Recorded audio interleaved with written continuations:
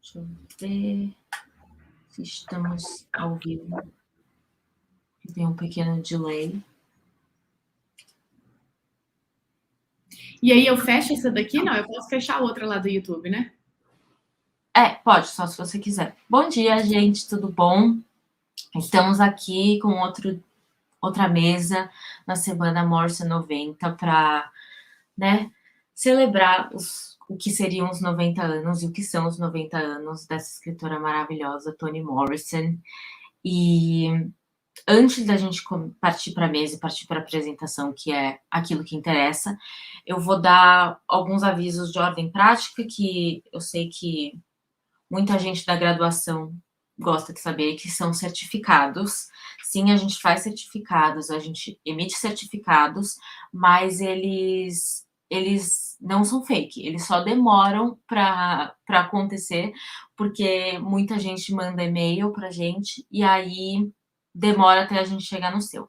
Mas o que você tem que fazer, eu vou colocar o link de um formulário que você tem que preencher agora da mesa da manhã e da mesa da tarde, e depois disso mandar um e-mail para o e-mail do Lero, e aí, depois disso, dizendo, tipo, oi, eu tô pedindo meu certificado para o evento Morrison 90, e depois disso, e aí, o que acontece é que depois, quando a gente chegar no seu e-mail e tal, a gente vai mandar o seu certificado, tá bom?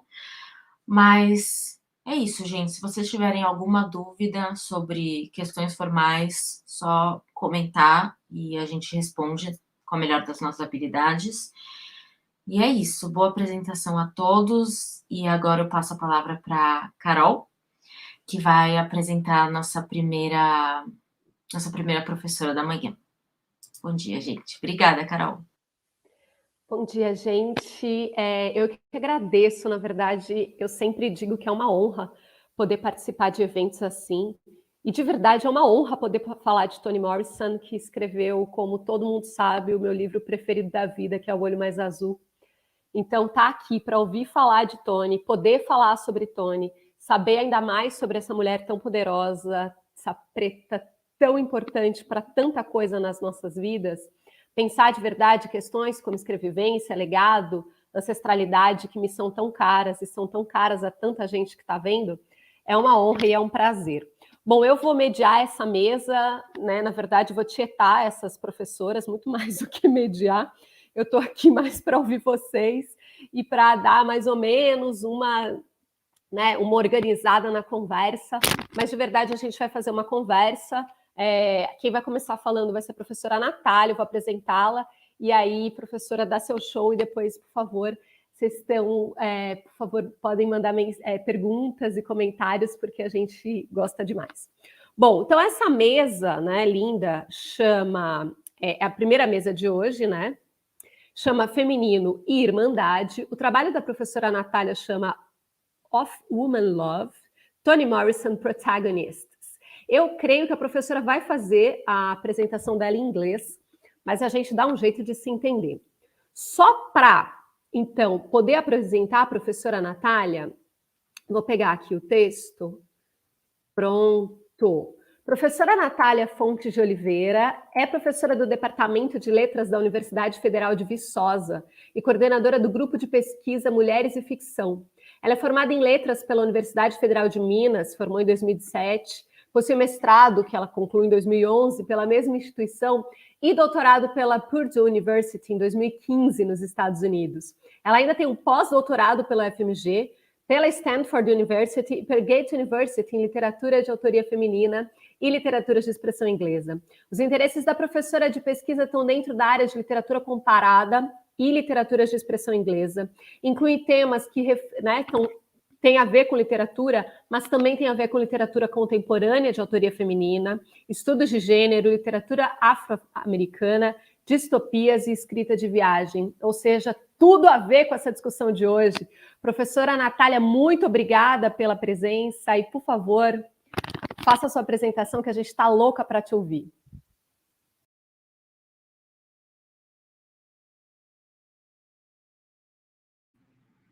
Bom dia a todas, a todos, a todos. Muito obrigada, Carol, pela apresentação, pela calorosa apresentação. Me senti super bem-vinda. Agradeço imensamente as palavras.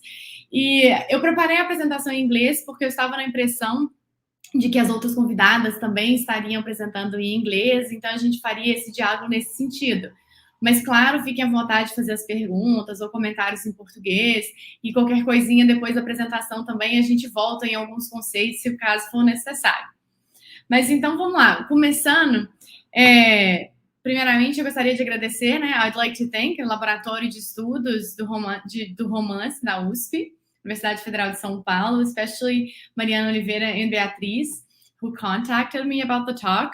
Thank you for the kind invitation in various correspondences. A special thanks to everyone tuned in this morning, taking the time to participate in the event. Então, obrigada a todos aí por estarem ligados nessa manhã para participar desse evento. E, como sempre, it's always an immense pleasure to be part of Toni Morrison 90, not only because of the opportunity to sit alongside, even if virtually, scholars I profoundly respect and admire, but also because Toni Morrison is one of my favorite authors. I'm mesmerized by her prose, and so any chance to engage in critical thought around her work is dearly welcome. I usually don't talk about myself, but today I'm going to start to talk a little bit different, so just bear with me. As a small child growing up in a Catholic school, from an early age, I realized some spaces in the playground weren't for us girls, because using skirts, we had to be in constant vigilance of our movements. Remember to keep your legs shut, they would say. As a foreigner in the United States, my parents moved to Colorado when I was 9 years old. I realized I was not white in several nuances of treatments. And since then, my sense of belonging has been a bit tricky. So when I moved back to Brazil when I was 15, I realized that boys were allowed to party and date as many girls as they pleased. But girls had to be careful because reputation was everything. You don't want to be the talk of town. And in academia, choosing to study feminist literary criticism, African American literature, I've been challenged more often than we'd expect that literature and aesthetics have nothing to do with politics. Well, anyone who has ever experienced some kind of marginalization knows that the right to speak, to publish, to be heard has always been political. And arts have played a major role in movements for social justice, throughout decades fighting for equal access to education and the right to tell our own stories. Toni Morrison openly states that any distinction between aesthetics and politics is a false dichotomy. Here, I actually have some pictures of Toni Morrison, older pictures. So this first slide, she's with her two sons. I like this picture a lot in this cultural environment. And the next picture is just Toni Morrison herself. And I brought these older pictures because I think that nowadays we see a lot of pictures of Morrison, contemporary pictures, from the 2000s. And that one is a little bit way back. And to quote in her own words, next slide, please. So she's going to say, all of that art for art's sake stuff is BS. What are these people talking about? Are you really telling me that Shakespeare and Achilles weren't writing about kings? All art is political. There is none that isn't. And the ones that try hard not to be political are political by saying, we love the status quo. We've just dirtied the word politics, made it sound like it's unpatriotic or something. My point is that it has to be both, beautiful and political at the same time. I'm not interested in art that is not in the world. And that it's not just narrative. It's not just the story. It's the language. It's the structure and what's going on behind it. End quotation. And that's what we see in Morrison's fiction. The aesthetic capturing the reader's hearts and the political unsettling the reader's mind. Her stories stick to us. We don't forget them because we feel them. We remember the details, the sounds, the smell, the beauty, and the pain. Black women's experience are brought to the forefront of literary scene, and there's so much there. Heritage, beliefs, actions, emotions, feelings, complexly intertwined, and there's no easy answer to unsettling questions. women characters move beyond any rigid categorization. Many of them challenge what love is. And love is a tricky business in Toni Morrison's novels. Is there an ethics of love? And I've talked about ethics of care and women bonds in Toni Morrison's novel, proposing an open-ended definition of an ethics of care that has the ability to emphasize and a willingness to act with solidarity to assist, even if temporarily, one or more individual. And this parts from Bell Hook's thoughts that, I quote, rather than seeing giving care as diminishing us, we will experience the kind of care giving that enriches the giver. It is fundamentally rooted in the ability to emphasize, in quotation. So although caring has been perceived as a feminine trait imposed by patriarchy, the focus now is on the positive aspects of care for both women and men. Such value of care does not place women in a passive and confining role, but rather highlights the benefits of caring for the other and for the self. So I think it's crucial for us to step away from this altruism, egoism dichotomy of traditional ethics, because there's no selfless heroes involved, just women and men trying to care for one another, to resist in this sexist and classist, racist society. And so what really inspired me to add this, even if temporarily, to my definition of ethics of care, were really Toni Morrison's characters, because her characters are both good and bad. There are moments where they act selflessly to help another, but other times they violently lash out. And that's human. That's a contradicting nature where our experiences and traumas affect us in ways that we may not always control. Love, like any other human virtue, is subject to those inconsistencies. And Morrison captures that. And that's one of Morrison's literary talents, to hold up a mirror in front of us. She's not writing about an idealized character. She's writing about real people, what we look like, what we do, what we feel. And so let's talk about love. I'd like to begin with Sula. And this is Morrison's second novel, where sisterhood between two young girls growing up in community of the bottom learn to love themselves by loving each other. And sisterhood here can be thought of in Portuguese como uma sororidade, right? Together between the women. It's the strong bond, esse laço forte desenvolvido entre essas duas personagens, Sula and Nell. So Sula and Nell, they live in the same community, but they're raised in completely different households. Even so, the girls, Sula and Nell, develop an intense bond of sorority. They're so intimate that the distinction between one and the other becomes blurred. Two teenage girls, and for them, I quote, a compliment to one was a compliment to the other. A cruelty to one was a challenge to the other, end quotation. So they reflect on each other's feelings, and with a glimpse, they already know what the other is thinking. They become so much alike that it is difficult to tell them apart. I quote, they themselves had difficulty distinguishing one's thoughts from the other's, end quote. So not only do they act like each other, but they entered each other's thoughts. Even if figuratively, they become part of each other's consciousness and innermost feelings. And Sula, when she's recalling, in a later age, recalling her friendship with Nell, she cites, and I quote, there were two throats, one eye, and we had no price, end quotation. So this imagery shows that although they have two bodies and two mouths to observe the outside world, they only have one eye or one way to view the world. And they're united through spirit and thought. They could not be bought off. So both girls had discovered years before, and I quote, that they were neither white nor male, and that all freedom and triumph was forbidden to them, end quote. So they come together through sisterhood, and they set out about creating something else to be. And sisterhood is going to make this possible.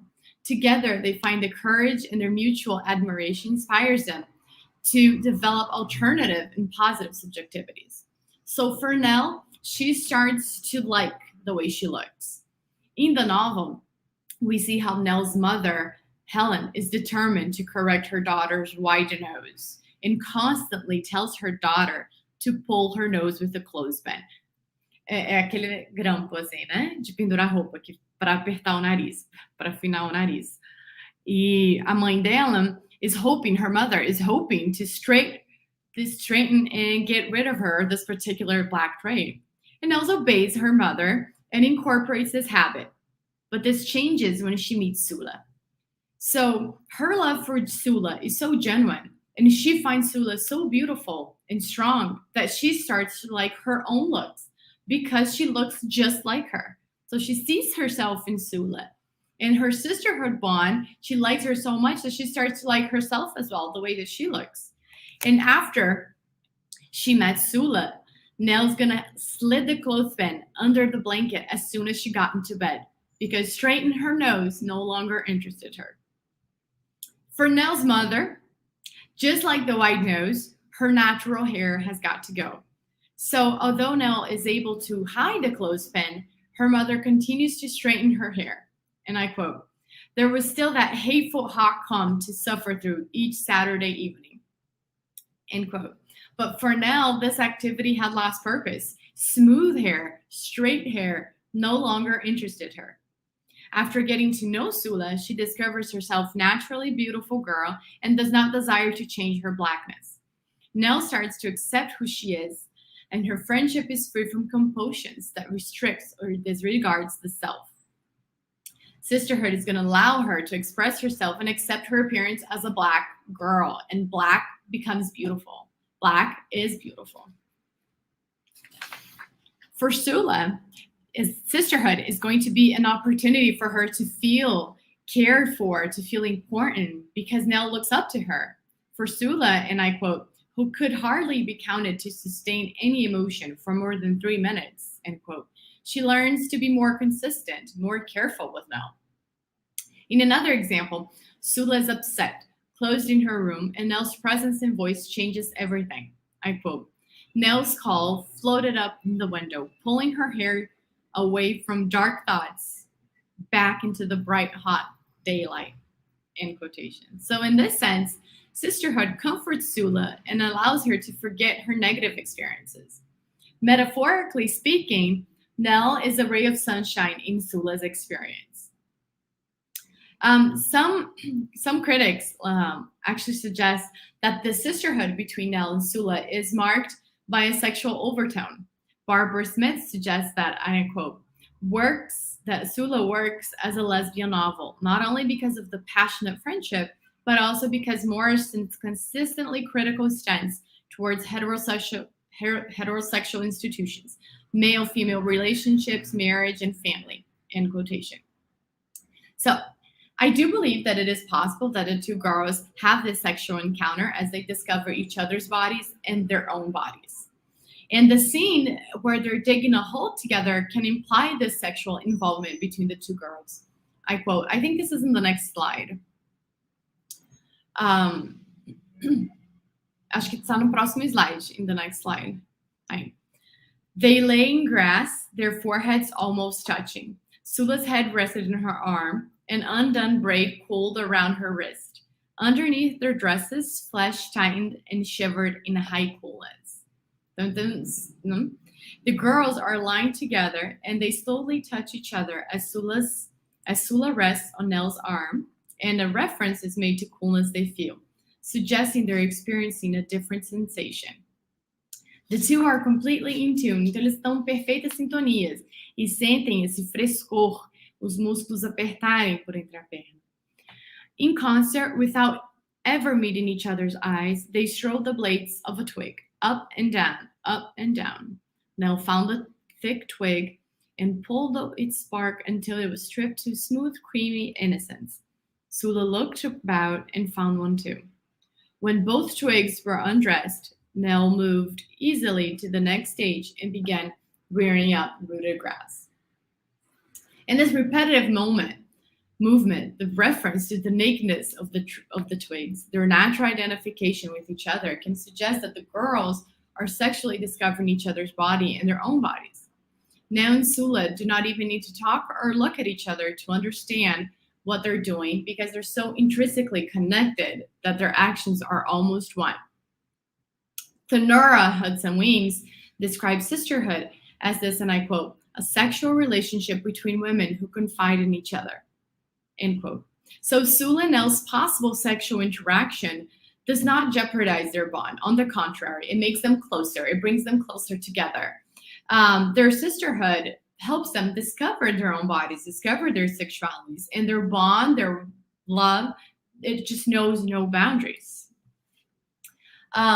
Here, I'd like to go back for a second to Nell's mother, her behavior, and what is she doing by telling her daughter to straighten her nose and straighten her hair. And the idea is that she's trying to be this perfect model of a family, religious, moral example in the community. She was raised by her very religious grandmother because her mother was a prostitute, and her whole life she's trying to be accepted as this traditional like mother. And so she's so desperately seeking to be accepted by others. And in a racist society, that's often going to look like trying to be as white as you can. And although we're not judging Helen, we're trying. Morrison complicates, problematizes the mother. You know, she's not an idealized mother. She's this woman struggling and attempting to care for her daughter and herself as much as she can. And this reminds us of Toni Morrison's latest novel, God Help the Child. And a woman is grappling with her parents' rejection based on her skin color. So in the opening of the novel, it was actually published in the New York Times. Sweetness is Lula and Anna's mother, and she's explaining herself and her reaction, her rejection of her own daughter based on her daughter's skin color because it was just darker than hers and her husband. I quote, this is in the slide. And thank you. So it's not and this is the mother speaking. It's not my fault. You can't blame me. I didn't do it, and I have no idea how it happened. It didn't take more than an hour after they pulled her out from between my legs for me to realize something was wrong, really wrong. She was so black, she scared me. Midnight black, Sudanese black. I'm light-skinned with good hair, what we might call high yellow. And so is Lula Ann's father. Ain't nobody in my family near that color. Tar is the closest I can think of. Yet her hair don't go with the skin. It's different, straight or curly. Like the hair of those naked tribes in Australia. You might think she's a throwback, but a throwback to what? You shouldn't see my grandmother. She passed for white, married a white man, and never said another word to her children. So Morrison here, she's giving the mother the chance to tell her story. It's not necessarily an absolution, but just the complexity of a Black mother's subject position is acknowledged because nothing is simple after slavery and the aftermath of slavery for a Black mother. And she continues. On to the next slide, please. My husband, Louis, is a porter. When he gets back off the rails, he looks at me and like I was really crazy and look at the baby, like she was from planet Jupiter. He was cussing, man, so he wasn't a cussing man. So all he said was, God damn, what the hell is this? I knew we were in trouble. That was what it did it. What caused it in between me and him. It broke our marriage to pieces. We had 3 good years, but when she was born, he blamed me and treated Lillian like she was a stranger. More than that, an enemy. He never touched her. Her husband leaves her because of the daughter, and she's trying to make ends meet. She's moving to a cheaper apartment. She's suffering all these racist comments and judgments on the streets because of her daughter's darker skin tone. And then she reveals the meaning behind the name Sweetness. We can see in the next slide, please. So I told her, can you change to the next slide? Thanks, Beatriz. So I told her to call me Sweetness instead of mother or mama. It was safer. Her being Black and having what I think are 2 thick lips and calling me mama would have confused people. Besides, she was funny, colored eyes, grow black with a blue tint, something witchy about them too. So here is Sweetness explaining her name and how she asked her own daughter not to call her mother, to call her Sweetness, so people on the streets would not know that she's her mother. And she succumbs to the pressure of a racist society, of this attempt of becoming white and the segregation based on colorism. She believes that she's actually teaching Lulian to be tough because the world is going to reject her for her skin color. And this just ends up hurting Lulian because she feels this rejection from her own mother. And what we see in Morrison's novel is this, that motherhood is not this idealized, transcendent experience that will grant a Black mother the power to fight against a racist society if she did not have before. It's way more complicated. Some do, some don't. Each character is going to react differently. And for example, in A Mercy, we see that Sorrow, when she has her child, she actually changes her name to Complete because that's how powerful she feels and that's how her mother love is expressed. So what we see Morrison's character is that each character is going to react differently, and that's the beauty of it. That's the plurality and complexity of, Black mothers in this slavery and aftermath of slavery. And here it can be tricky to judge Sweetness as a loveless mother because in her way she stays, her husband leaves, she stays, she cares for her daughter and the way that she thinks she's preparing her for the real world. And if she doesn't love the Blackness in herself, how is she going to love it in her daughter? So historically, we see that the Black woman has been associated with the mammy stereotype, creating a notion of a selfless, biologically determined mother. And although it's important to, portray Black mothers as powerful when they are in her fiction, there's a tendency to romanticize this maternal experience. And then at the same time, negative value is commonly attributed to women who do not have children or deviate from these conventional mothers. And Morrison's novels break away from these labels that essentialize women's experiences as mothers. The women characters speak to what Carol Boyce Davis calls for the reformulation concept of motherhood, giving, and I quote, greater degree of journeying between patriarchal conceptions of motherhood and women-defined patterns of mothering, in and out of its biological mandates and social constructs, end quote. So Morrison's women characters do exactly this. They set out to redefine motherhood, challenging preconceived notions of Black mothers and how they are or how they should be. Morrison challenges every category of the natural, portraying the plurality of experiences of Black motherhood, and its interwovenness with love and culturally acclaimed selfless love.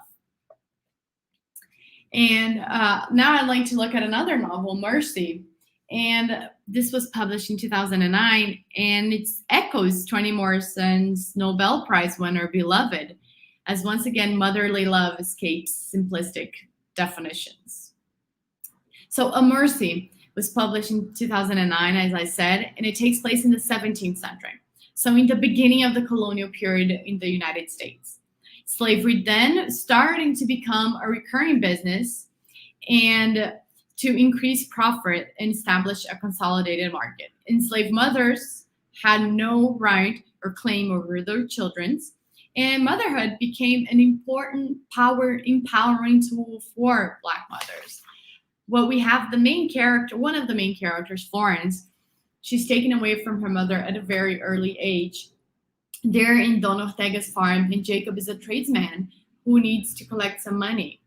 He claims he doesn't buy slave, but yet he's going to accept a child as in payment of slave. So what we see is that he sees Florence's mother, and this is in the next slide, please. And he says he saw a woman standing in a doorway with two children, one on her hip, one behind her skirts. She looked heavily enough, better fed than others. On a whim, mostly to silence him and fairly sure Don Ortega would refuse, he said, "Her, I'll take her." Florence's mother is a house slave, quite valuable to Don Ortega, because he says, "No, my wife can't live without her." But then it becomes clear in the narrative that he is the one that can't live without her because he's constantly abusing her sexually. She stays around the house because she had to fulfill all the Don Ortega's sexual desires. And during the conversation, Florence's mother steps up and tells Jacob, and this is in the next slide, the quotation. The little girl stepped from behind the mother. On her feet was a pair of way too big women's shoes. The woman cradling the small boy on her hip came forward. Her voice is barely above a whisper, but there was no mistaking its urgency. "Please, senor, not me. Take her. Take my daughter." End quotation. So in an act that surprises Jacob, Florence's mother offers her own daughter to be taken away. And because of this event, Jacob misinterprets Florence's mother's actions. So he's saying that the mother was throwing her child away. And he convinces himself that his acquisition of Florence was actually a rescue because the mother did not love the child. And this assumption, it releases him of any guilt of buying an 8-year-old little girl, depriving her of her mother's company. And interesting, in A Mercy, what we have the last chapter in the novel, we have the voice of Florence's mother. And this is her talking about her experience and why she has this action. She tells her daughter, "Florence, you wanted the shoes of a loose woman, and a cloth around her chest did no good. You caught Senor's eyes." So despite Florence's mother to keep her as a child for as long as she can, she was already calling attention of Don Ortega, and she was terrified that she would follow the same fate, that she would have to be there to sexually please Don Ortega. So she thinks, I quote, "One chance, I thought, there's no protection, but there's a difference," end quotation. So Florence's mother is aware that there's no guarantees for women slaves, but she knows that there are different kinds of oppressions. She can't imagine her daughter suffering sexual abuse the way she does. And she quotes, the next slide, please. "You stood there in those shoes, and the tall man laughed and said he would take me to close the debt. I knew Senor would not allow it. I said, you, take my daughter. Because I saw the tall men see you as a human child, not pieces of eight. I knelt before him, hoping for a miracle. He said yes. It was not a miracle bestowed by God. It was mercy, offered by a human, and I stayed on my knees." So Florence's mother sees in Jacob the only chance for her daughter to escape the Portuguese Don Ortega. And she tries to secure a better future for her daughter. She's giving voice, and she gives voice in a cry that resonates with many of that Black mothers who face the contradictions of mothering under slavery and are often cruelly misjudged. So isn't Florence's mother action love, to give up your own daughter in hopes that she might have a better future? Motherhood love is a complex and contradicting. And in Beloved is one of most well-known, the Nobel Prize winner of Toni Morrison. Seth believes the only way to protect her baby daughter from the atrocities of slavery is killing her. And as Davis points out, I quote, "Violent action becomes an attempt to hold on to the maternal right and function," end quote. So this is about the responsibility also that comes with love and being a Black mother under the cruelties of slavery that changes everything. And in Sula, Eva faces a similar dilemma because her son, although he's an adult, he comes back from war with shell shock. And he's imprisoned in this world of drugs. He won't leave his bedroom. He is just drugging himself, and she feels the pain. She goes into his room, and I quote, "With a swing swoop, she arrived at Plum's door and pushed it open. She sat down and gathered Plum into her arms," end quotation. She loves him, but she can't see him imprisoned in this world of drugs. And as a mother, she's going to see that she has to act, she has to intervene with his life because he is not taking control of his life. And she doesn't want him to live imprisoned. Freedom is so important that he's not able to do that anymore. He's in prison and she feels like she needs to set him free. So she goes into the kitchen, she gets gasoline and sets him on fire. He's not scared or desperate, and the event is portrayed without a violent image. I quote, "He opened his eyes and saw what he imagined was the great wing of an eagle pouring a wet lightness over him. Some kind of baptism, some kind of blessing," he thought. He closed his eyes and sank back into the bright hole of sleep, in quotation. So Plum feels certain tranquility as he believes he's experiencing a cleaning or a transcendental moment, and he relaxes and falls into sleep. And this aftermath of slavery is going to weigh down on motherhood. Eva can be compared to Seth because although they're separated by time and context and different peculiarities, as a mother, she feels that her duty is to save her son's life from imprisonment. Their actions are morally dubious. Does she have the right to do that? But at the same time, to judge Eva as a loveless mother, as a cruel mother, is too harsh because we have all of these implications of an alteration of an ethics of care coming down from the aftermath of slavery. And for Eva, simply ensuring her children's well-being is a demonstration of an overwhelming love. She wants to see her children well. And for Hannah, Plum's sister, Eva's daughter, she doesn't understand Eva's love either. She questions her mother, "But Mama, they had to be at some time when you wasn't thinking about."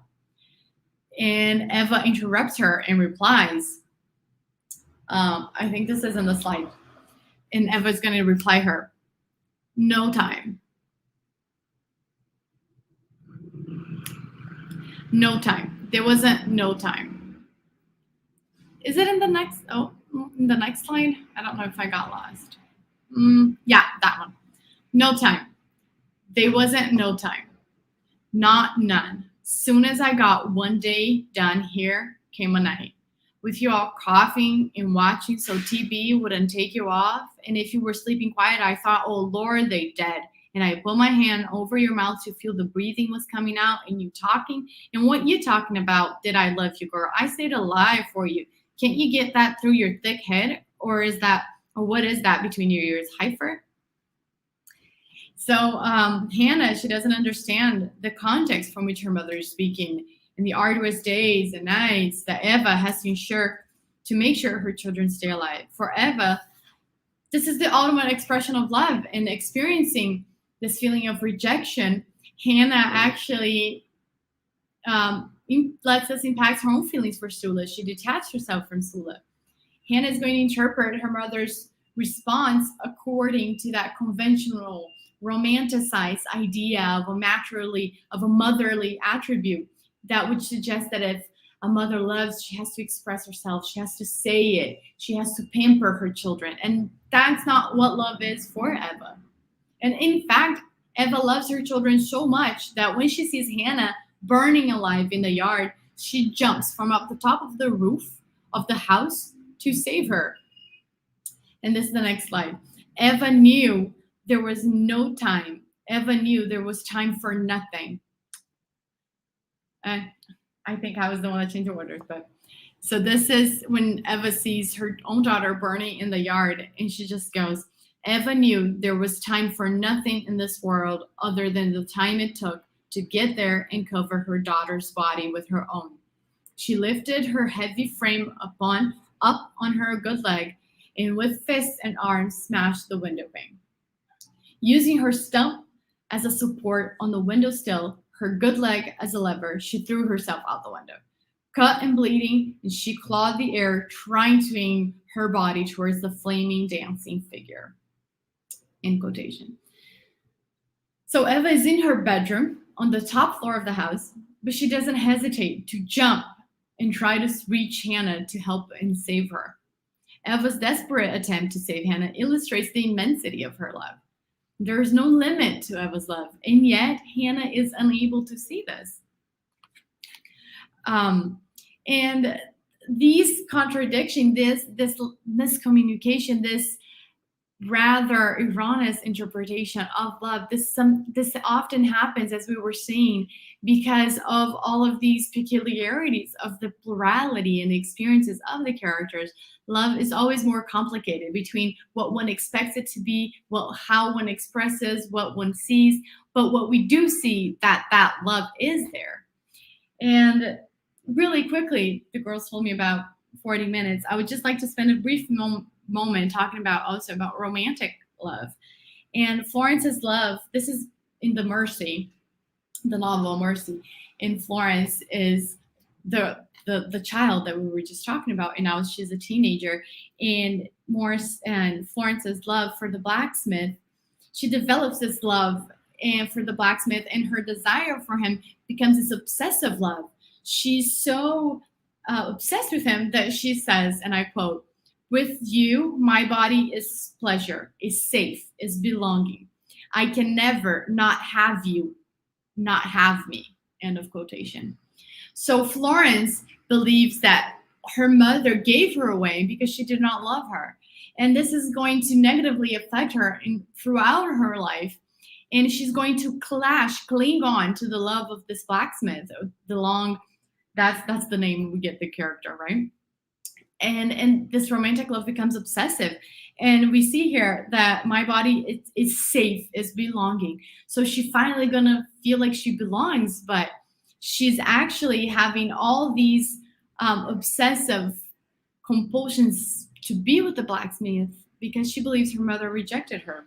So, and she becomes completely dependent on his love. And she says, I quote, "There's only you, nothing outside you," end quotation. "I don't want to be free of you because I only want to live with you," another quotation.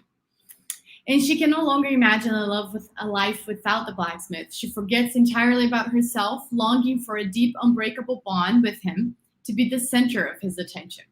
Not feeling loved by her mother, she's not sure how to love, and turns this feeling for the blacksmith into an extreme, obsessive, possessive love that will cause a great amount of avoidable pain. And this kind of love, larger than life, reminds us of Hagar's love for Milkman in the Song of Solomon. So, Song of Solomon is Morrison's third novel. And Hagar, she's the granddaughter of Pylades, that strong-willed character, tuned in with her African heritage, who helps Milkman in his quest. Just a whole, a beautiful, loving character. And at the same time, her granddaughter misses this. And it's Guitar, who is a Milkman's friend. So he has actually a pretty large role in the novel. And he's the one going to tell Hagar, and this I quote, "You think because he doesn't love you, you are worthless. You think because he doesn't want you anymore that he's right, that his judgment and opinion of you are correct. If he throws you out, you are garbage. You think he belongs to you because you want to belong to him. Hagar, don't. It's a bad word, belong, especially when you put it with somebody you love. Love shouldn't be like that." Next slide. You can't own a human being. You can't lose what you don't own. Suppose you did own him. Could you really love somebody who is absolutely nobody without you? You really want somebody like that? Somebody who falls apart when you walk out the door? You don't, do you? And neither does he. You're turning over your whole life to him. Your whole life, girl. And if it means so little that you can just give it away, hand it to him, then why should it be any more to him? He can't value you more than you value yourself.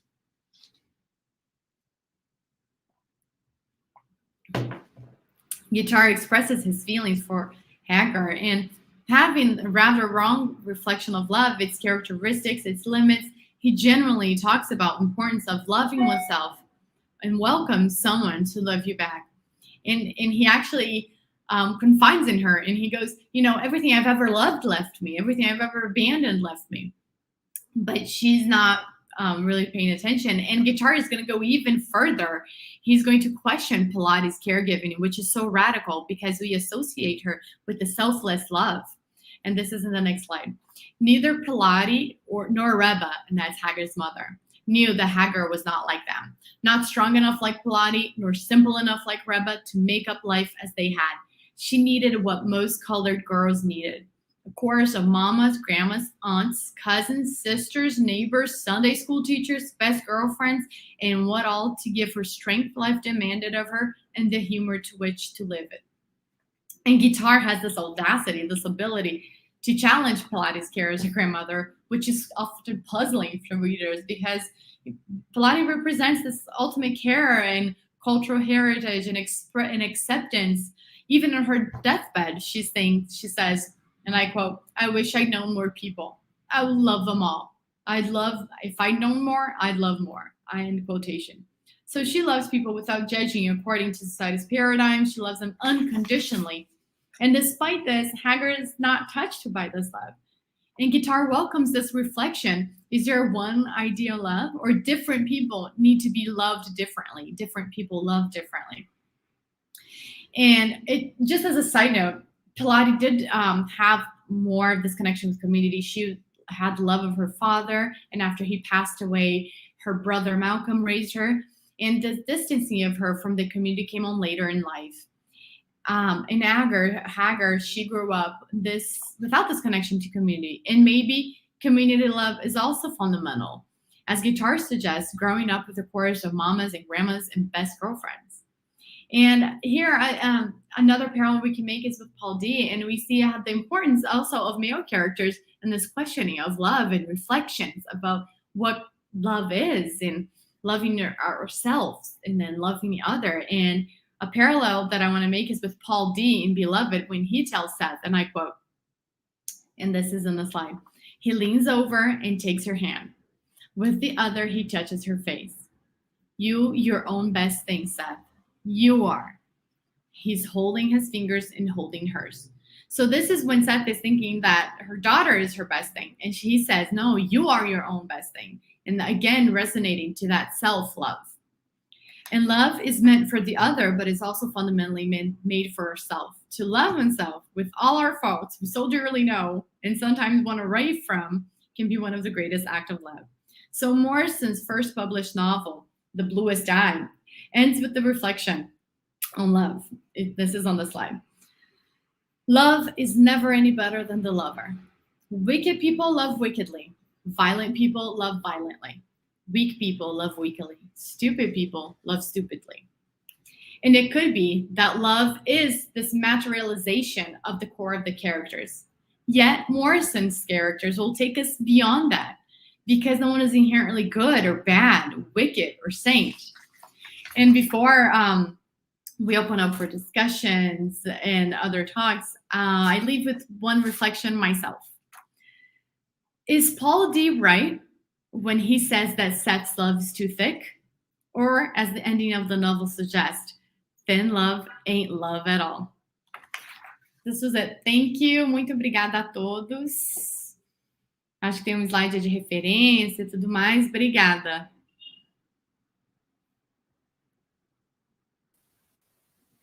Oi, Natália. A gente que agradece a explicação, a aula, a conversa. Eu estou aqui dando uma olhada se há perguntas.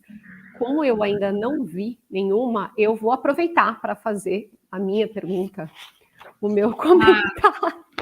Aquelas, eu falei que eu ia ficar aqui de aluna, né? Então, enfim, falar sobre Toni Morrison dá a possibilidade para uma vida, né? Deus e sua obra, porque ela fala de coisas que, como a gente começou dizendo, de coisas que nos são muito caras e que fazem muito sentido para as nossas vidas, e especialmente, aí eu preciso me colocar falando como uma mulher preta, que passa por muitas das situações que a Toni cita, ainda que ela esteja falando dos Estados Unidos na década de 40, por exemplo, no Olho Mais Azul, mas a gente está falando dessa mesma experiência ancestral, né? A gente está falando dessas mesmas questões. E aí, eu tenho super interessante a gente pensar. Na verdade, eu vou falar sobre isso em breve. Olha só, estava até falando para a Beatriz, né, para a Bia. Não tem coincidência nessa vida, né? Isso daqui é muita magia preta do universo conspirando, porque eu vou falar sobre amor e Toni Morrison em breve. Na verdade, vou falar sobre Sula e o Olho Mais Azul, especialmente sobre a Pauline e sobre a Sula, né? E aí pensar nessas relações entre esses dois livros, não só na questão do amor, mas na relação das mães, né? A experiência que tem com as mães, essa necessidade essa fixação pelo embranquecimento, né? O embranquecimento como um projeto de verdade de vida, e dá muito bem para entender por quê, né? Quando a Pecola vai nos dizer que, né, ela reza todos os dias para ter um olho azul e ela sabe que a vida dela vai ser diferente, a gente não dá para culpar, né? De verdade, a vida dela vai ser diferente mesmo se o olho dela se ela fosse branca, né? Então, assim, como isso tudo é muito complexo. Mas como você está falando excepcionalmente sobre o amor, eu queria só fazer uma pergunta / comentário, assim, que você mencionou brevemente, essa questão de que há algumas leituras que permitem a gente dizer, né, e alguns estudos que houve alguma experiência, digamos, lésbica entre a Nel e a Sula, e de fato a cena é bastante gráfica, né, então fica meio difícil a gente dizer que não. Mas, na verdade, assim, pensando em como a Sula, a avó e a mãe dela lidam com o corpo, lidam com a questão sexual, lidam com o amor e lidam com a própria experiência do que é ser uma mulher preta, a minha pergunta / comentário seria: você acha que mais do que a gente está falando de uma experiência lésbica, a gente está falando de uma possibilidade outra de viver o amor e mais, uma possibilidade outra de viver o seu corpo? Então, acho que talvez colocar isso como algo lésbico, um relacionamento lésbico, né? Você acha que não é meio reducionista para tudo aquilo que acontece depois com a Sula e com essas outras duas mulheres, né? Que acho que é muito importante a gente ver como que essas três mulheres lidam, no caso da família da Sula, com o corpo e com ser mulher e com a sexualidade, como as outras duas mulheres, isso sem contar, vamos dizer, a sociedade inteira como uma grande mulher, né? O que elas fazem, mas sem contar o que acontece com a Nel e com a mãe dela. Obrigada, Carol. Eu acho super interessante, fico feliz também que você também está pesquisando as coisas no Toni Morrison. E sim, gente, tem vários tipos de relacionamentos e love é uma coisa assim que inacabável realmente para a gente olhar. E eu gostei que você escolheu essa cena para a gente falar um pouquinho dela, porque realmente há uma contradição. Alguns teóricos, igual o Barbara Smith, sugerem que há sim esse amor lésbico, porque toda essa resistência que a Morrison faz de questionar todas as instituições e paradigmas. E por exemplo, o que eu não queria, o que eu tentei deixar claro é que eu não estava categorizando essa experiência delas como um amor lésbico. Elas estão descobrindo o próprio corpo, elas estão descobrindo o amor, essa nova sensação delas com o próprio corpo e com o corpo da outra também, com o corpo dessa amiga, dessa força, dessa sororidade em que a gente se ama. Então é tudo, igual eu tô falando, é como se fosse a sororidade delas não conhece limites. E assim como os personagens que a Morrison cria, eu tento a não categorizá-las exatamente para não ser uma visão reducionista. Então, sim, elas estão experienciando ali uma sensação nova de prazer em descobrir essa sexualidade do corpo, mas eu não acho que isso define nesse sentido, mesmo porque também a gente também vê a presença ali dos pauzinhos, dos pedaços de pau, né? Que elas escolhem, elas ficam limpando e brincando, então tem até essa associação com o falo também. Então é quase como se fosse assim, essa amizade entre as duas, essa sororidade, é só de não conhecer limites mesmo, né? Então foi bom você ter trago isso à tona, que eu acho que é importante, até com a Nora Hudson, o que a gente vê também, que o sisterhood, essa sororidade, para ela não ser igualada a necessariamente ter esse encontro sexual, porque não é isso, é um alinhamento, pode ser de corpos também, mas é na verdade uma questão toda assim, política, filosófica, de sentimento, de unir-se uma com a outra. Então, assim, a Audre Lorde, ela também advoga para isso, e ela fala, olha, para a gente se alinhar, podemos alinhar-nos às pessoas diferentes, então a gente pode ter essa sororidade entre raças diferentes, etnias diferentes, mas o importante é estar baseada na luta pelos mesmos direitos, na luta pelo reconhecimento das mesmas reivindicações dos mesmos direitos. E, assim, partir desse pressuposto de que, assim, a gente se respeita, a gente se gosta acima de tudo. Então, é esse alinhamento da sororidade nesse sentido. Não, eu acho isso perfeito, porque, além de tudo, não só em Sula, né, mas acho que em quase todos, né, a própria Toni fala isso, né, que ela queria poder escrever para pessoas pretas, né, e que ela pudesse se enxergar nos livros que ela lesse, né, e assim outras meninas pretas também poderiam se enxergar. Eu acho que é justamente isso que você está falando, né, mais do que isso, é eu poder me significar também a partir da experiência de eu significar o outro, de eu me alinhar com o outro, né? É de fato eu poder entender que eu não estou sozinha e me identificar com algumas questões que dizem respeito, nesse caso, à outra, né? E ainda mais se a gente for levar em consideração todas essas questões, como já dissemos, de como a mãe da Nel lida com a cor e com o corpo e com a aparência, né, dela, e tudo que ela faz para que isso seja transformado, né, que ela de verdade passe por um processo de embranquecimento, e como que a Sula e a família lidam com essas questões, né? Então acho que para além da experiência sexual, é quase uma experiência de fato de significância de si mesma, né? Então, a partir da outra, né? Então acho que isso é muito interessante. Eu tenho uma pergunta, não minha.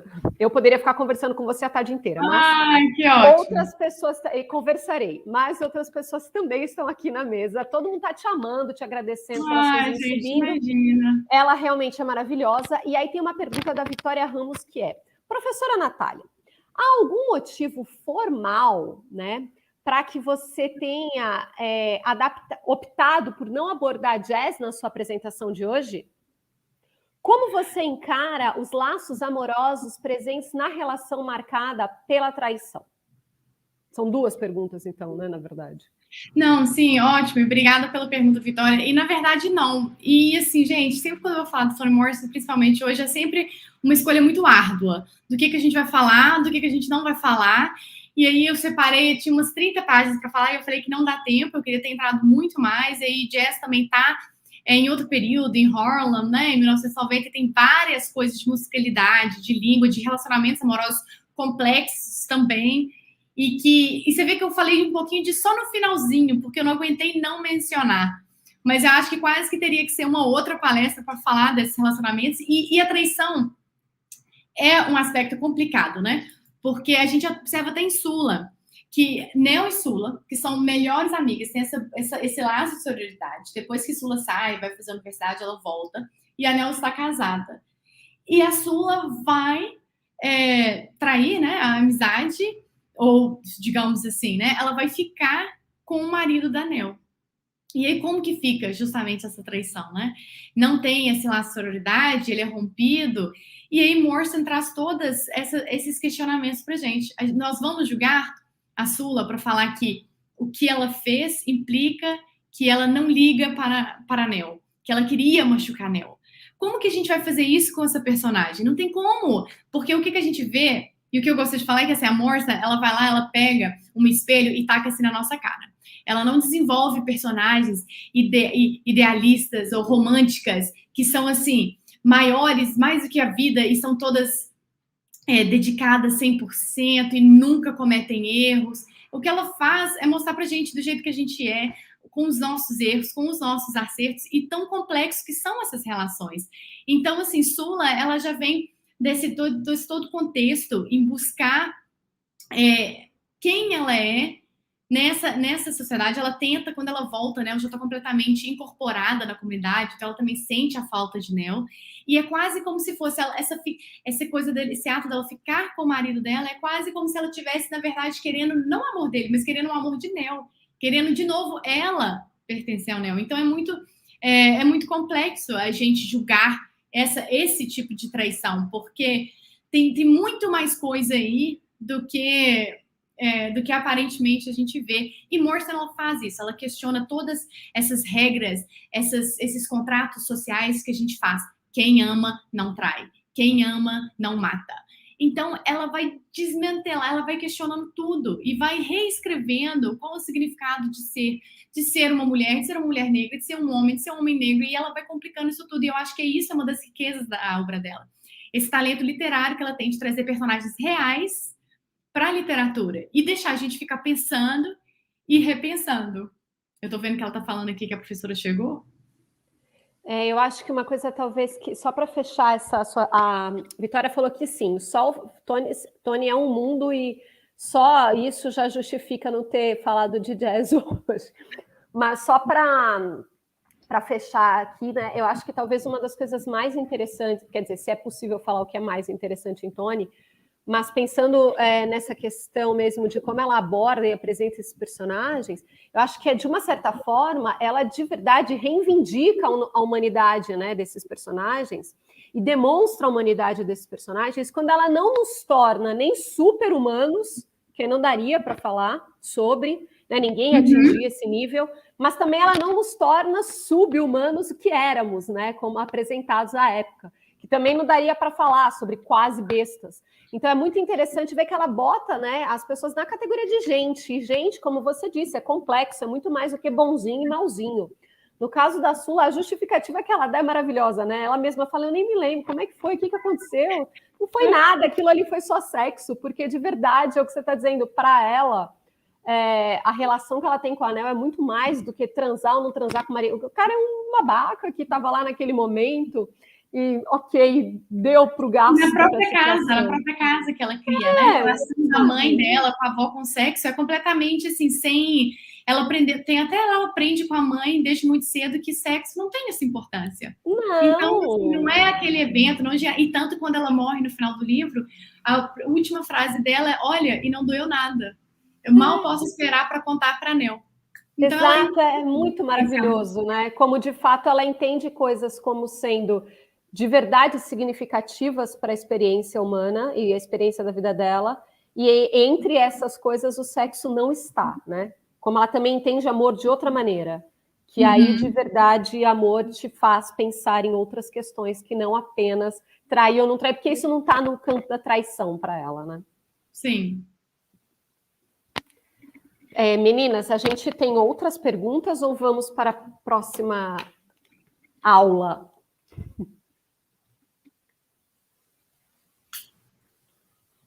Hello, can you hear me? Okay. I think we can start with Professor Sarah right now, and then we can finish everything together between Professor Natália and Professor Sarah, and then they can talk after Professor Sarah's presentation. What do you think? And then you can introduce her. Okay, so I will introduce her. I want to apologize because I'm here in Italy and I'm talking in Italian and Portuguese and English, so it will be a little bit chaotic, but let's try to do this. Hi, Professor, can you hear me? I can, hi. Okay. Good morning. Good morning. Thank you so much for being here with us. Thank you. So I am going to introduce you, okay? And then you can start your lecture, your discourse, your class, because I think it's going to be a class for us. Okay. Okay, so we are here with Professor Ladipo Manyika, Sarah Ladipo Manyika. Sarah was raised in Nigeria and has lived in Kenya, France, Zimbabwe, and England. She's a novelist, short story writer, and an essayist. Her debut novel, Independence, is an international bestseller, and her second novel, Like a Murbringer Ice Cream to the Sun, has been translated into a number of languages. Her nonfiction includes personal essays and intimate profiles of people he met, from Michelle Obama to Toni Morrison.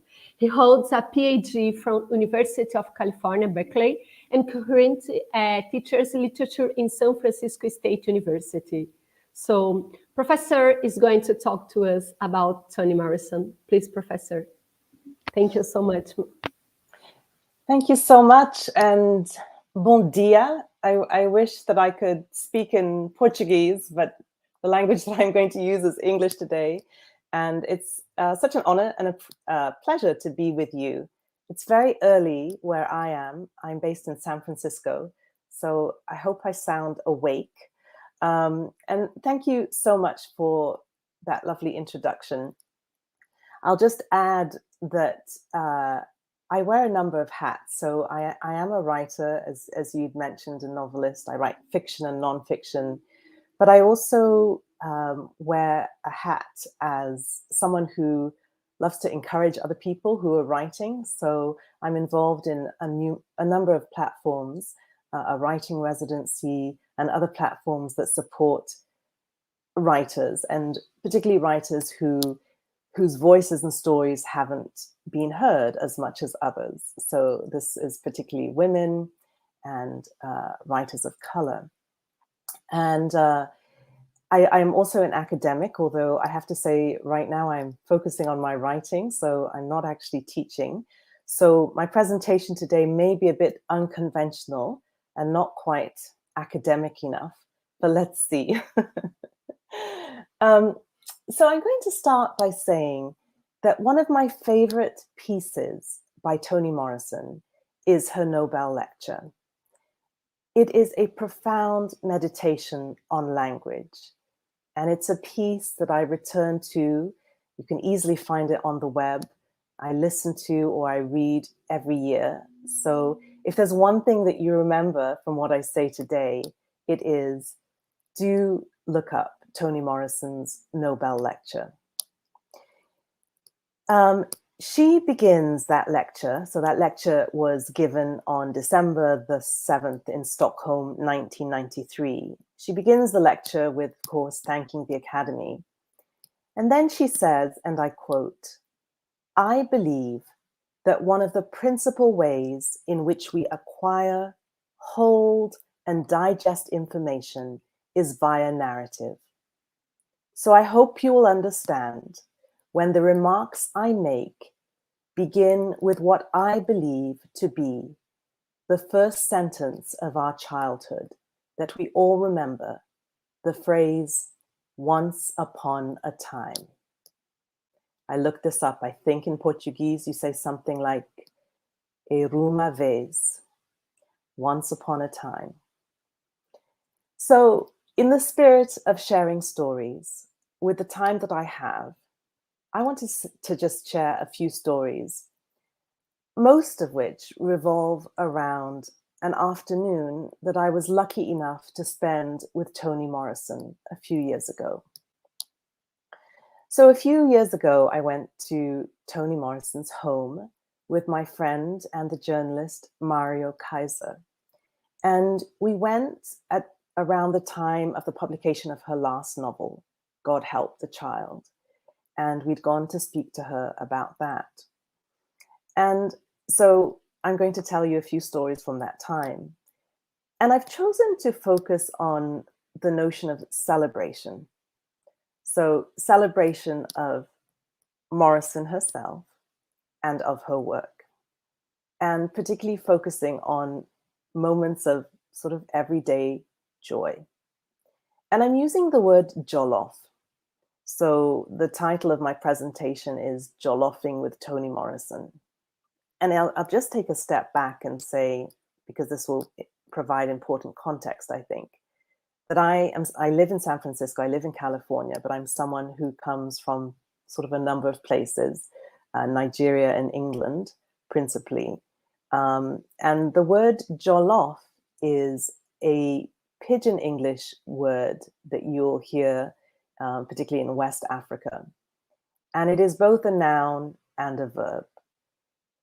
So as a noun, jollof is a delicious one-pot dish. And it's made with onions, peppers, tomatoes, rice, and seasoning. I don't know if any of you have tasted it, but it's very delicious. And the verb form of jollof means to party, make merry, live it up, celebrate good times. And I know that those of you in Brazil know what this means, just the fact that you have carnival, tells me that you know what Jollofing is all about. A few years ago, I was lucky enough to visit Brazil. I haven't visited Sao Paulo, but I spent a week in Salvador. And in my time in Salvador, I enjoyed music, dancing. I went to church services. I enjoyed the food, the acarajé, which feels very much like being back in West Africa with Nigerian food. And in short, I jollofed in Brazil.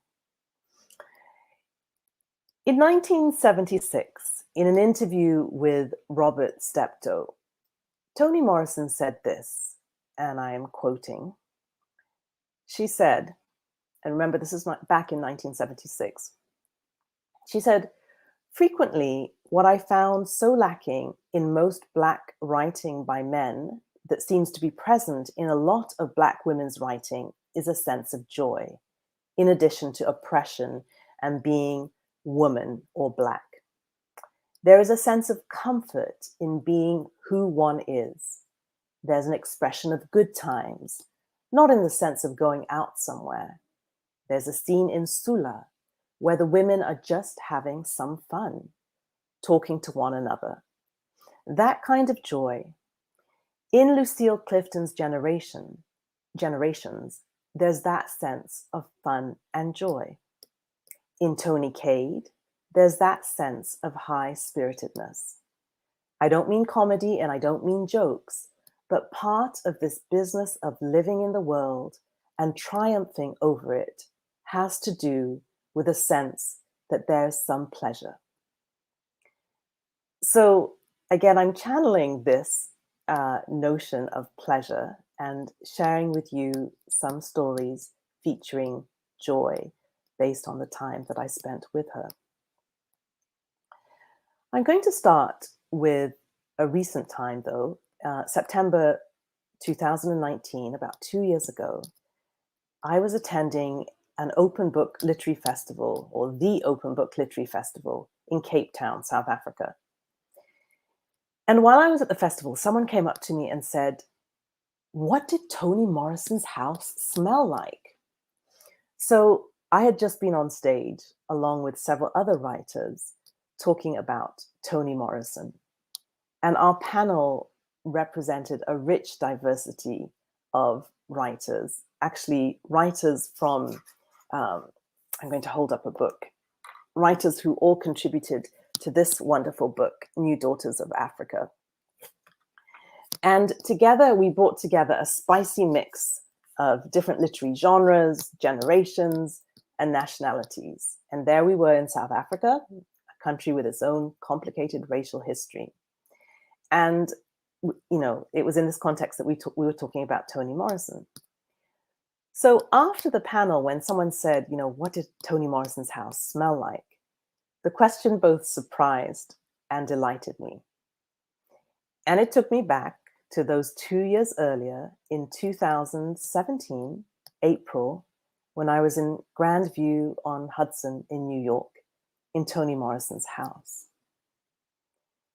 Nadine, Toni Morrison's housekeeper, opens the door and lets us in. Morrison is not yet ready to receive us, so we wait upstairs in the living room, where Morrison has told us, "Make yourselves at home." Nadine is in the kitchen, chopping vegetables, and soon there's a loud sizzle, and I can catch the sharp bite of onion and peppers, turning sweet as they fry. And I can smell tomato in there too. It smells like home, jollof. So back in Nigeria, where I grew up, we used to eat jollof on Sundays. We used to eat it after church services and when celebrating Eid with friends at the end of Ramadan. And the best part, if you could get to it, were those crackly bits of rice stuck to the bottom of the pan. Jollof is both everyday and party food, but no celebration is complete without it. And when served with plantains, it's delicious. Fish, says Nadine, when I walk over to ask her what she's preparing. Something healthy for Mrs. Morrison, she adds. Her words were lightly seasoned with the flavor of Jamaica. The aroma had me thinking about the one-pot meals, dishes in Toni Morrison's work. Do you remember things like a pot of turnips or Moors? And these are often simple, meager meals to stave off hunger or to soothe. And fish. Do you remember, in The Bluest Eyes, that crisp sea bass with the tiny flakes of white in Miss Marie's daydreaming of a novel shared with a past love? Do you remember in Beloved, that precious piece of eel that ferryman Stamp Paid feeds Setha as she's escaping from slavery? And then there's so much jollofing on the page when Morrison uses food in the name of her characters. So do you remember characters such as plum, meringue pie, sweetness, chicken and pie, and milkman? Or even when she's describing the skin tones of some of her characters. So I'm thinking particularly of her last novel, God Help the Child. She describes skin tones ranging from cream to licorice, lemonade, milk, and whey. And then there's something about berries, the temptation of them, as in the deep dish berry cobbler, toppled by inquisitively hungry children, remember, in The Bluest Eye? And then, of course, there are berries in the novel Beloved, berries that, and I quote, tasted like church, quote, just one of these berries, or just one of those berries, and you felt anointed. And this was delivered to a character who is so close to being freed from her slave masters. And then we have Morrison using food as a metaphor for sex. And that, of course, is when she's at her tantalizing best.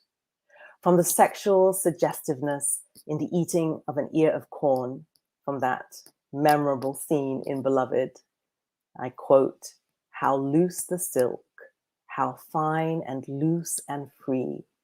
So that's one description. There's so many other descriptions. There's another description that I remember from Song of Solomon, when a woman's naked body is described as moist and crumbly as unbleached sugar.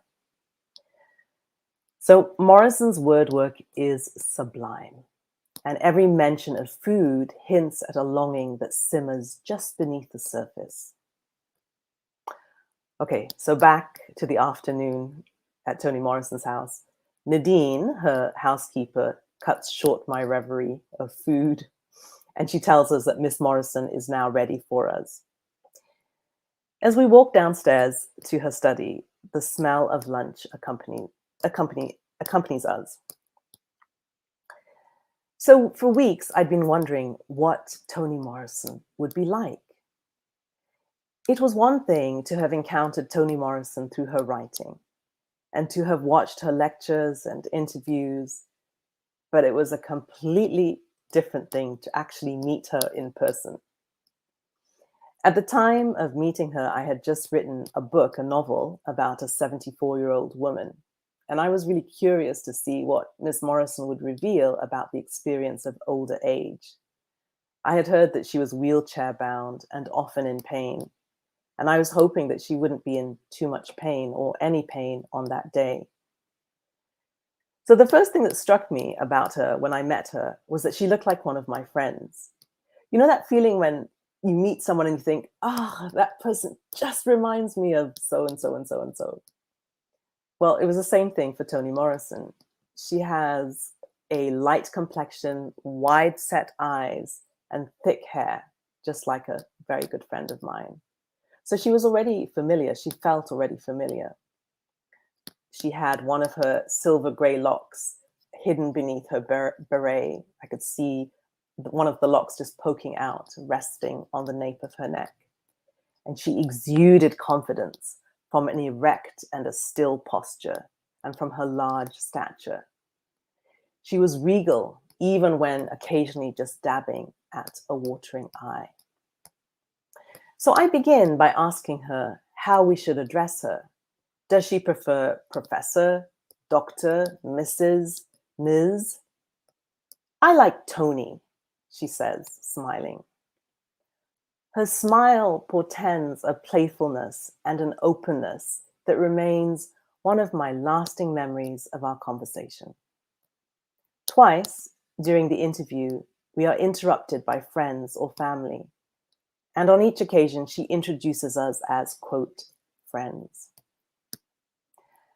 I've known of Toni's sense of humor, as you will, from her books and from watching interviews, but I am surprised that day by how much she makes us laugh. So she frequently jokes about herself and sometimes about others. And occasionally she does both simultaneously, such as when a friend happened to drop by as we were there. And he dropped by with some Easter flowers because it was Easter. And as he's trying to squeeze past us to give Toni Morrison a hug, she says, "You're too fat. You're like me." So this ability to joke with others and to laugh at herself not only reminds me of people that I'm most fond of, but it's a trait that I most associate with Nigerians. Toni is also prone to laughing at moments that sometimes seem the opposite of funny. And this too feels familiar as a mechanism for enduring what is otherwise traumatic. So I claim Toni as an honorary Nigerian, and she may well be, originally, Igbo, Yoruba, or any of the many ethnicities that make up Nigeria. And like a true Nigerian, she's also fond of exaggerations. She talked of publishers who beat you up over titles, and she boasts of a great-grandmother, Millicent, who she says is probably still alive. I found Toni to not be bitter in her old age, which was something I'd wondered about while reading God Help the Child. Because in that book, I sensed a cynicism, or perhaps a little bit like the old woman in Toni Morrison's parable that she tells in the Nobel lecture, a sense that perhaps the characters were keeping their distance from the younger generation. But on this day that I happened to meet her, she was not bitter at all. Toni's humor and playfulness are magnified by her love of theater. So as I'm speaking, I keep using the present tense because, of course, this is past tense, but it still lives with me as if it's present tense. As an undergraduate at Howard University, Toni Morrison belonged to a traveling theater group. And while we were with her, she spoke very fondly of that time, telling us that if she could, she would like to return to those days. So as she's talking, she becomes like an actor on stage. She uses silence, shouts, songs, cursing, recitation, and fake crying, all to really great dramatic effect. At one point, she takes a long pause before launching into the retelling of a ghost story that was told to her as a child. And she coos and she half sings. Toni is such a thespian that I find myself ineluctably drawn in with my own and ah, just like it's call and response, just like I'm in church, like I'm in Nigeria, where respect and appreciation for an elder is something that you sort of underline with sort of phrases such as, or sounds such as, oh, yes, ma. So I found myself doing that in Toni Morrison's presence. And I guess her theatricality also caused me, without realizing it at times, to mimic the cadence of her voice and her accents. So when I asked Toni Morrison what President Obama had whispered to her after presenting her with the Presidential Medal of Honor. I played the role of co-conspirator, adopting her American accent in anticipation of what she would say next, only to be surprised when she said she didn't remember. I knew then, she explains, but soon as I left, sorry, that's my light dropping. So she said, you know, when I asked her about Obama, she said, you know, I knew then what he said, but as soon as I left, I thought, what did he say? I was so embarrassed. So at that point, trying to make Toni Morrison feel better, I joked that she can make it up. You know, she's a novelist. Little do I know that the story she is telling is only just beginning. Masterfully, she weaves a longer story, revealing only at the end that her son later asked Obama if he remembered what he'd whispered to his mother. And Obama said, yeah, sure, I remember. I said, I love you. So you see, Toni knew all along.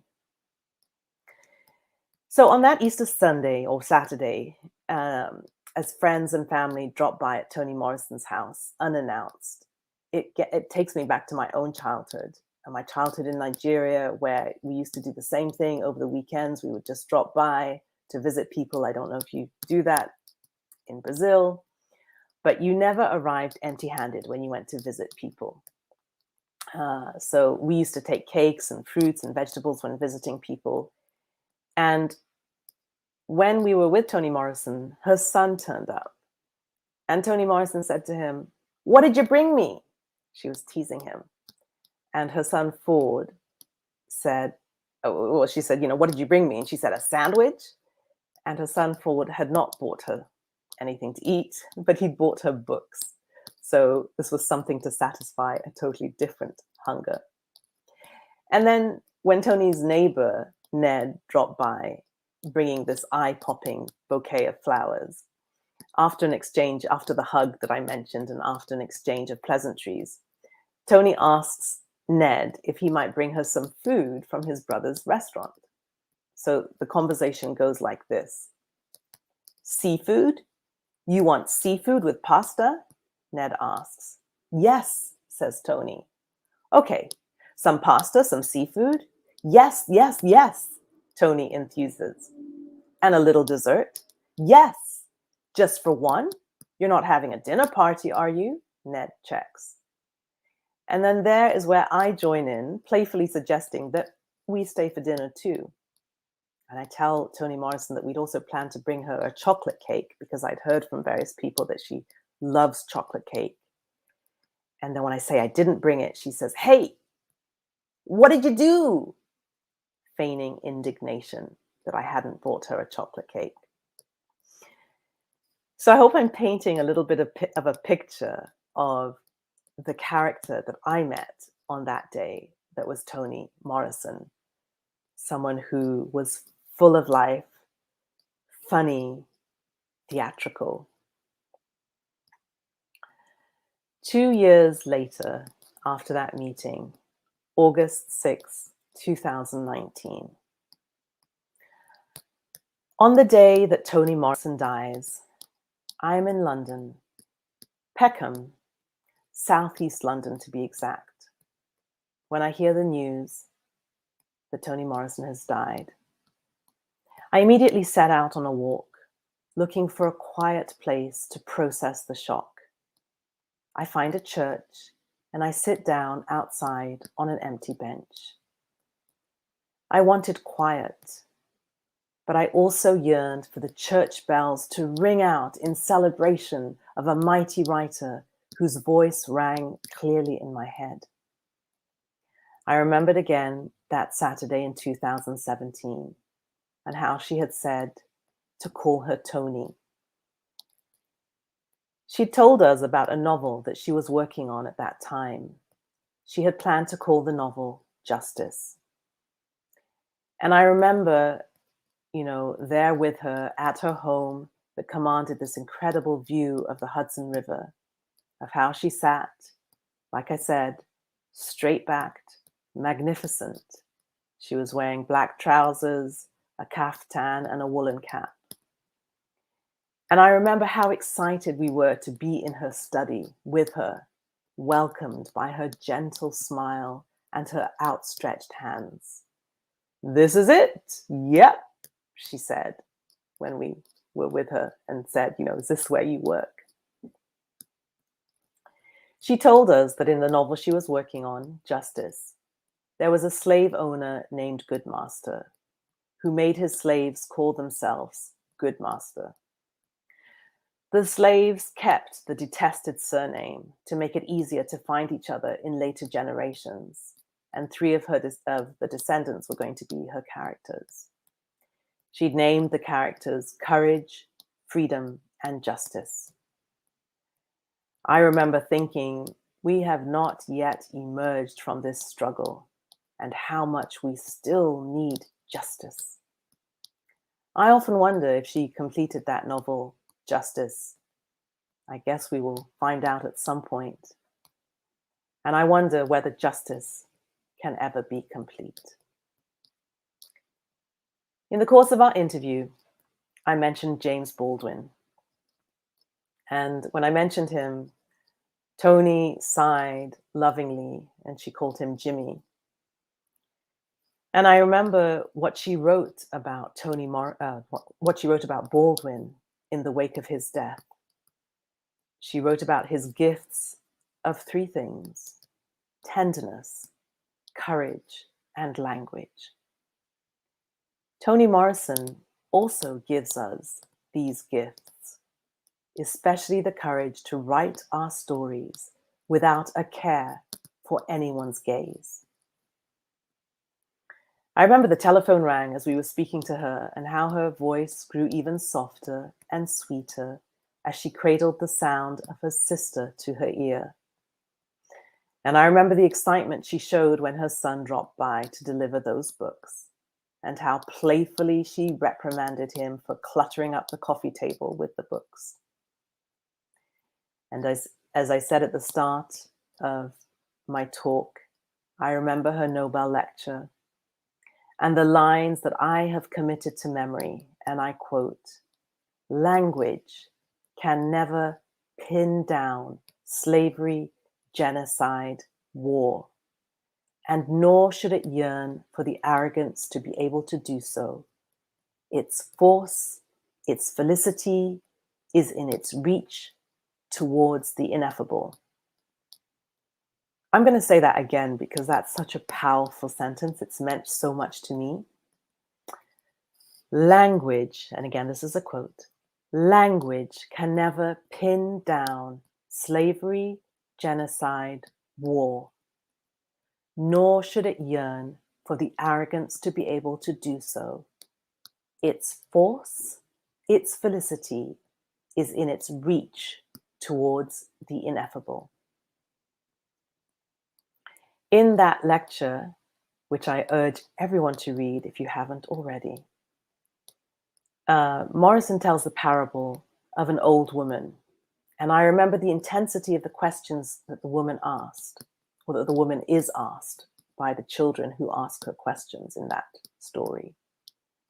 "Tell us what it is to be a woman so that we may know what it is to be a man. What moves at the margin? What it is to have no home in this place, to be set adrift from the one you know. What it is to live at the edge of towns that cannot bear your company." So Toni wrote this in 1993. It could have been written today, in 2021. I visited her guest bathroom that Saturday afternoon and found it filled with photographs of writers that I had long admired, from writers such as Wole Soyinka to Marquez to Baldwin. And there was a letter from the Nobel Prize Committee announcing its decision to award Morrison its highest honor. I remember things like that, but I remember above all how much she made us laugh. I remember again the story that she told us about President Obama, and how she surprised us when she said she didn't remember what he whispered in her ear. And then how she told us the whole story. And how I realized later that she, such a master storyteller, was simply explaining to us that when you're in awe of someone, what stays in the memory is not what is said, but how it is said. And then I remember at the very end of our conversation telling her that my son, still a teenager at the time, that he wanted to know how she wrote so well. And she said to me, "Tell him I'm a genius." And we laughed and we laughed. We jollofed. That afternoon, we jollofed at Toni Morrison's home. What did Toni Morrison's home smell like? Quite simply, it smelled like home. So that's the end of what I have to share with you in terms of telling you stories. I know that I don't know if there are any questions that people want to ask. Thank you so much, Professor Sarah. Everybody is, thank you for this lovely presentation, and also invite you to come to Brazil as soon as possible, because we need to see you in person and to hug you and to talk to you, because it's so nice to have you with us today. Thank you so much. Thank you. I'll come to Brazil anytime. Yes, it will be lovely. So I have one comment to say, and then we have a question, okay? My comment is that because we, Natália and I, we are talking about this issue of ancestral experience and legacy and identification that occurred, and you met Toni Morrison, and then when we read Toni Morrison. So it's very powerful to see how, even though we are from different generations, places, families, experiences, there is something that unites we all, because this experience of being a Black woman in this society that do not, represent our lives and our identity. So thank you so much for bringing us today this really important experience of, relationship, and then how Toni make this to us. Thank you so much. Oh, thank you. So I have a question. Yeah. Okay, so let me. Okay. The question is from Thiago, and he says, Professor Sarah, do you believe that there is a novelist who can be compared to Toni Morrison nowadays? Not only in formal terms, but also if we consider her impact on your writing? In my humble opinion, there is no writer who is comparable to Toni Morrison. That's my subjective opinion.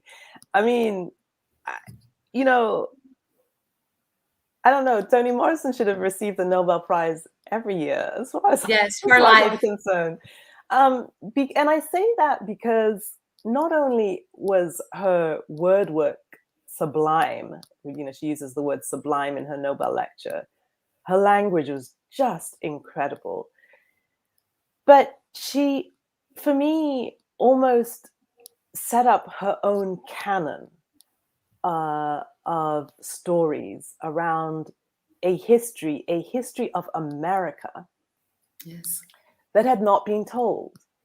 Exactly. The stories she's telling are America's stories, and they are universal stories, which Yes. is why they touch they touch you where you are, me where I am. We've never met. And yet these stories speak to us. They are profound. They are incredible. So, when she joked about being a genius, we laughed, but it wasn't a joke, really. It's true. It was true.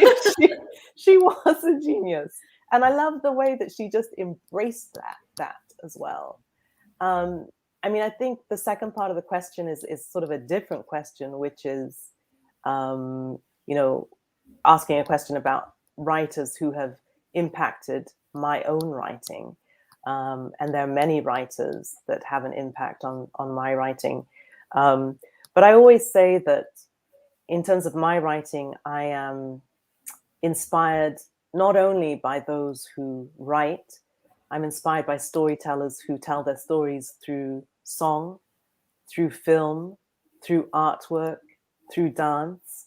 And I think it's the case for many writers. There's so many ways of telling stories.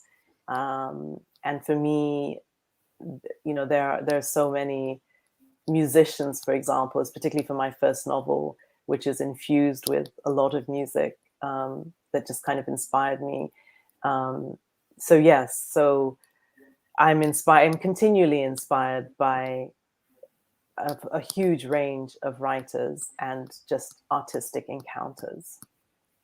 Okay, thank you. And I have another question from Raquel. And she says, Professor Manyika, do you remember the first Toni Morrison book you had opportunity to read? How did you feel, and what were your thoughts while reading it? So yeah, no, that's a very good question. My first novel that I read was Jazz. And I think just before I came on, I think I heard you, I couldn't understand what you were saying in a different language, but I think I heard some reference to jazz. Yes. And so I'm like, I know that word. So speaking about music, you know, when I was going to say I was very young. I think I was maybe in my late teens when I first read Jazz. And I'll be completely honest, I didn't quite get it when I first read it. And I read it quite quickly. I was really drawn to the title. And it took me a second read years later to really begin to understand and sink into the meaning, both the historical context and just the beauty of the language, and even just the structure of the novel. And, you know, so I say this because I say that it was not easy for me to understand. I didn't fully grasp it because I think there's some books that there's a time and place to read various books. And Beloved as well. I started Beloved and I just couldn't get into it initially. It was such a different way of telling a story that it took me a few attempts to actually get into the work. But once I got into the work, I couldn't stop. Thank you so much, Professor. So I will ask the same thing to Natália. Natália, do you think there is somebody can you compare to Toni Morrison today?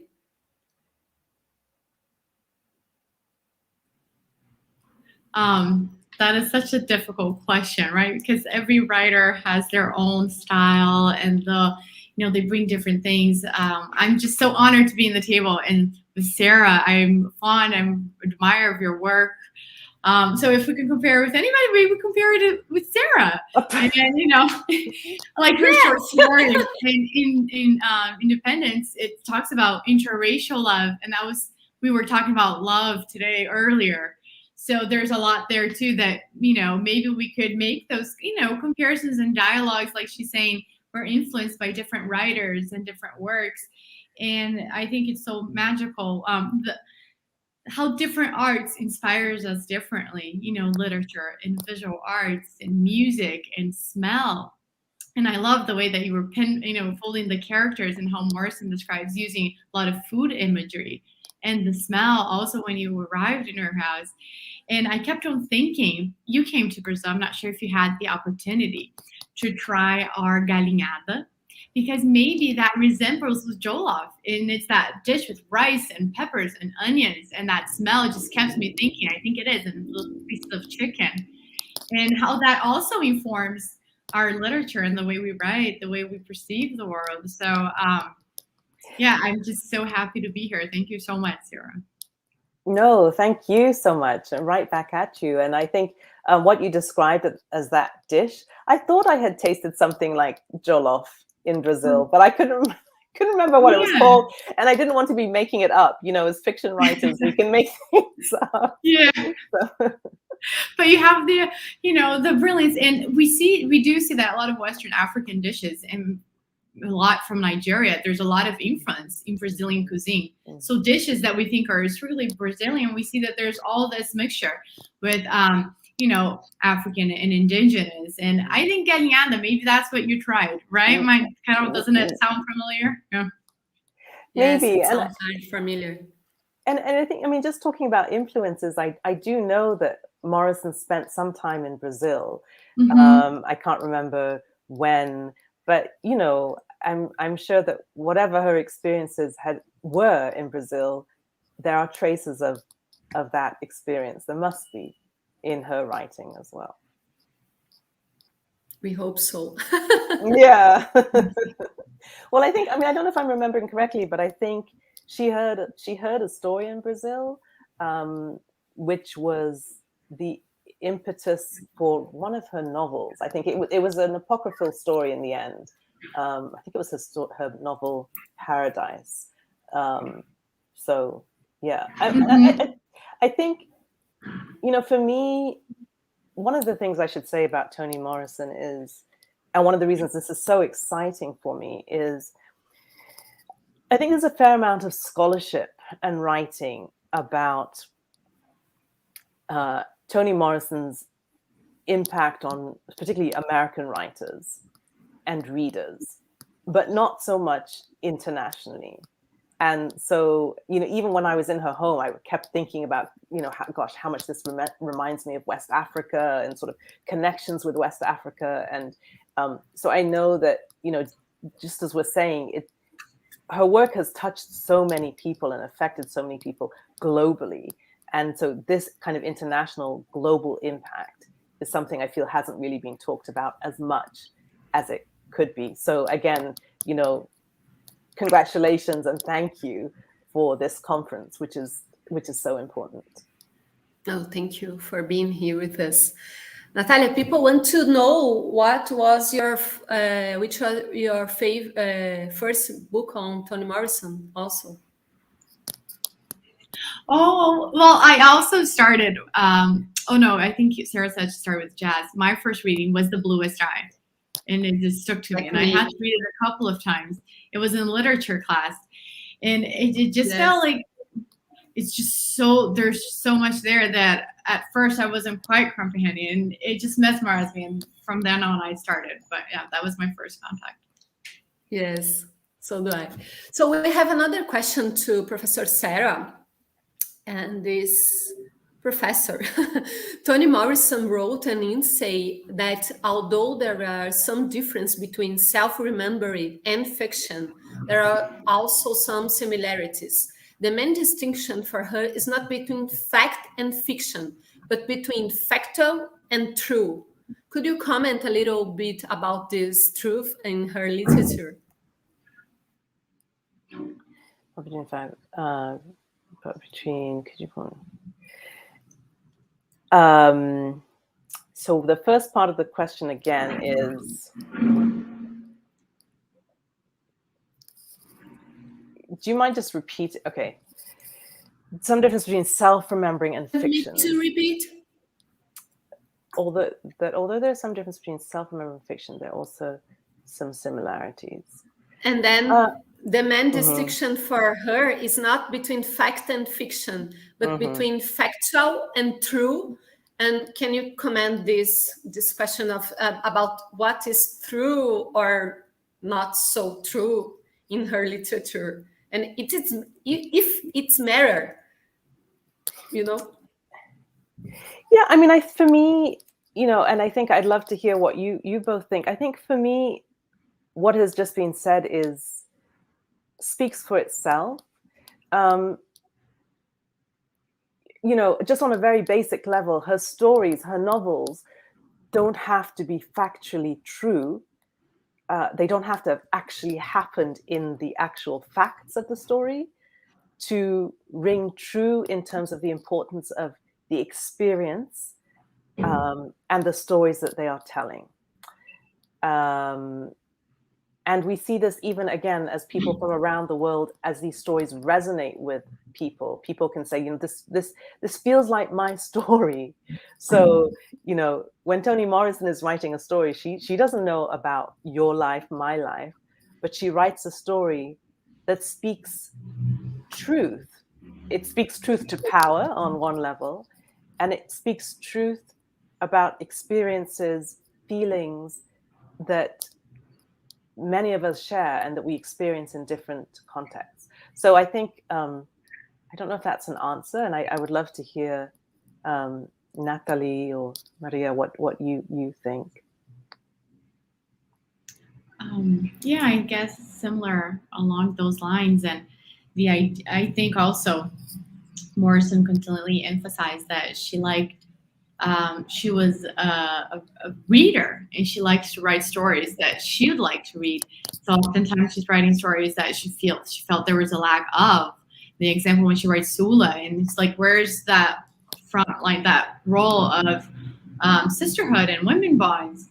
So and maybe that's why it rings so true to us, because she's also, sometimes I feel like she's holding up a mirror in front of us and showing what we feel, how we see, and not worried about these making huge statements about overarching stereotypes and archetypes, which end up taking us there because we delve into those questions. But it's more about like what Sarah was saying, and more of our experiences and how we are and how we feel. And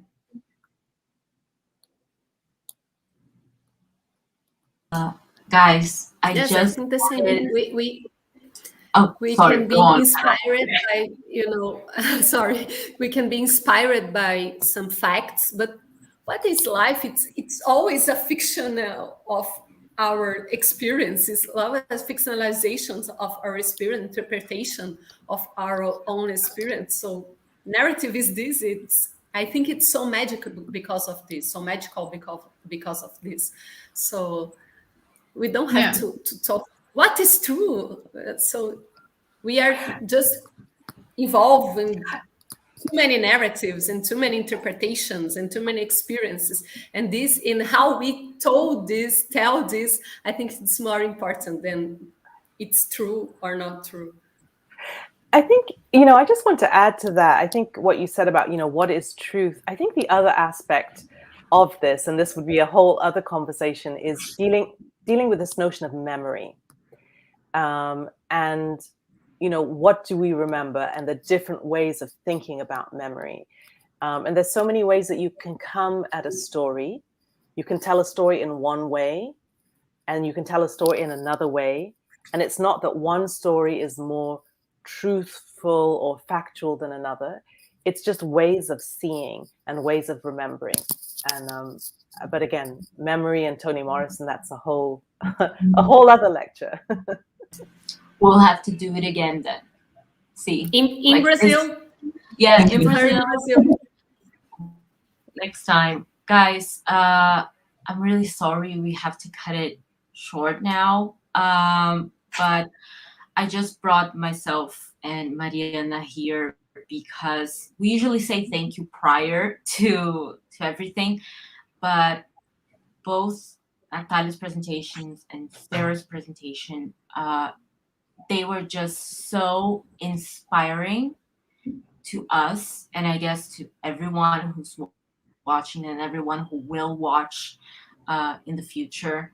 And we just wanted to say like a public thank you to both of you for taking your time and sharing with us both of your experiences, both of your readings, and both of your passions, because it just shows how passionate both of you truly are for not just Morrison, but about storytelling and truthful storytelling. So that's what I wanted to say. It was an immense privilege. And Mari, if you want to say anything, go ahead. If I go on, I might cry. I'm in that way. We were crying actually, right?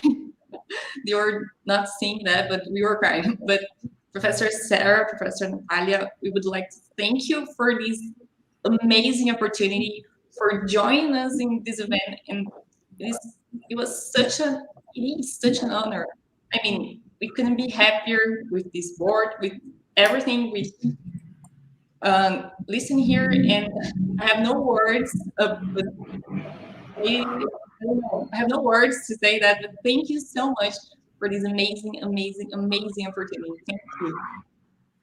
Thank you. Yes, thank you so much for the invitation, for having us. It's been a pleasure. Thank you, Sarah. Thank you, everybody.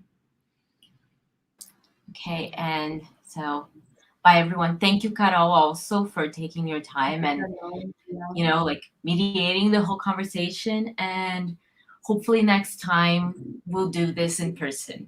Okay, you're invited, Sarah. You're invited. Thank you have you. you have at least a group of people who want to meet you here. So you're more than invited.